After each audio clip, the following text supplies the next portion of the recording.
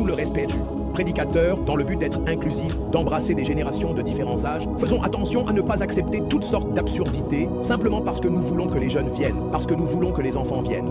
C'est incroyable les choses détestables que les églises permettent parfois simplement parce qu'elles veulent que les jeunes se sentent chez eux.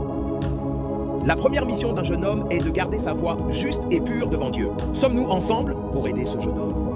Pas le plaisir.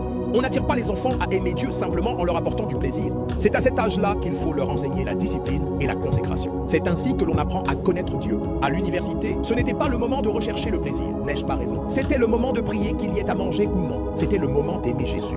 La raison pour laquelle nous produisons aujourd'hui des adultes qui n'ont aucun appétit, aucune tolérance à la douleur, aucune place pour la souffrance, c'est que dès qu'il leur arrive quelque chose, ils abandonnent Dieu. C'est parce que c'est le plaisir qui a servi d'appât pour les amener à la vie de foi. Si tu ne leur donnes pas de popcorn, ils ne viendront pas à l'église. Ne vous méprenez pas, je ne dis pas que c'est mal. Le jour où les épreuves arrivent, ils abandonnent Dieu en un clin d'œil. Aujourd'hui, les jeunes font plus confiance aux applications qu'à leur Bible. Et ce n'est pas de leur faute. La manière dont on attire les gens vers Jésus compte. Est-ce que nous sommes ensemble maintenant? Je dois équilibrer cela avec ce discours sur l'auto-justice. Je continuerai à faire preuve de bonté, en particulier envers nos enfants, mais au nom de Jésus, nous ne gâterons jamais nos enfants au point qu'ils embrassent la mondanité sous prétexte de vouloir être contemporains. C'est pourquoi, quand nous jeûnons ici, les enfants jeûnent aussi. Le jeûne ne tue pas les enfants.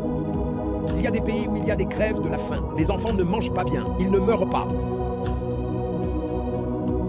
Instruis l'enfant selon la voie qu'il doit suivre, et quand il sera vieux, il ne s'en détournera pas. Le jour où nous verrons Jésus revenir, il y aura deux sortes de pleurs. La première, ce sont les pleurs de ceux qui, enfin, voient cette vie s'achever et sont heureux de rencontrer leur roi.